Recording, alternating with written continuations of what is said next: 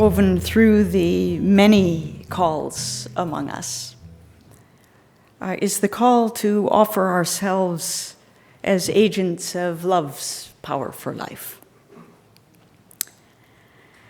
And as we come into this time of making an offering, we're going to pause today and in each of the coming weeks for what we're going to call a minute for ministries, where each week we'll hear a story from one of our ministries teams, giving us an eye into what's happening through their work, and by that offering us more of a glimpse of just what all is going on within the life of this congregation. First up, I've asked Bev to share with us a story from the property team. Thank you, Bev. So I retired from St. John's United Church in the summer of 2016, and it wasn't very long before I got involved here at James Bay Church. There were some pressing building issues, and the gardens that Isabel had labored over for years needed someone to continue with her work. So property, both tending the church and thrift shop buildings and tending the gardens, became my focus. And over time, a great property team has come into being. Martin Stewart up there, Edward Janis, Paul Date, Kel Garceau, and more recently, Mark Ziegler, and me. And it's not just about keeping old buildings in good repair and the weeds down in the gardens. It's about working together. It's about growing friendships. It's about knowing one another, about caring and supporting one another. And it's about connecting with the neighborhood. So I want to tell you a story. It was a sunny day in late spring, and I was out working out front this way in the garden, and an older woman walked by and stopped to admire the peonies.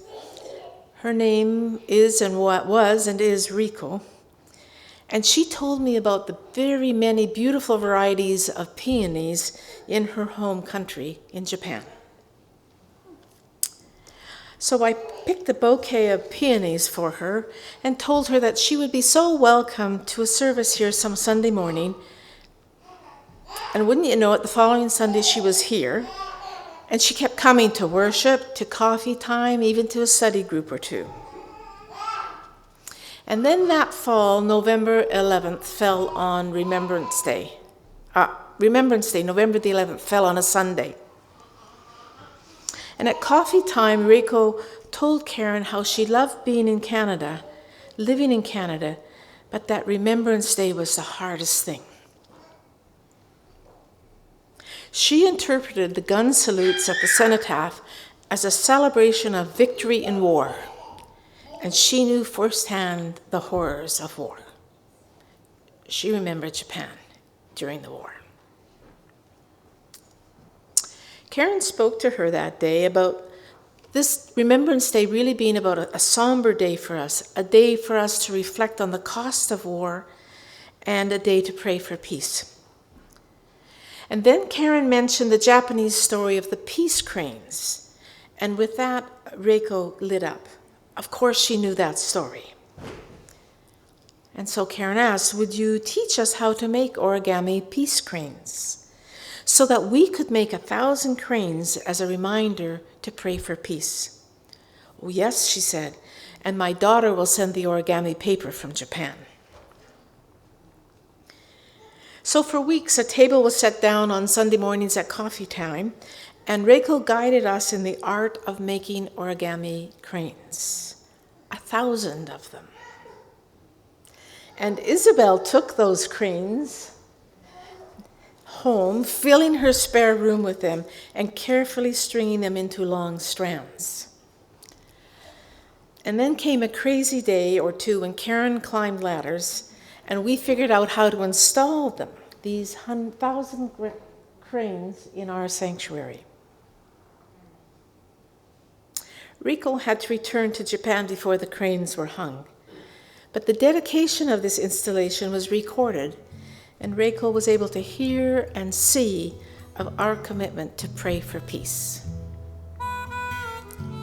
All of this started with a chance encounter out in the front working in the garden, and a gift of peonies from the church's garden. That's what the property team's about.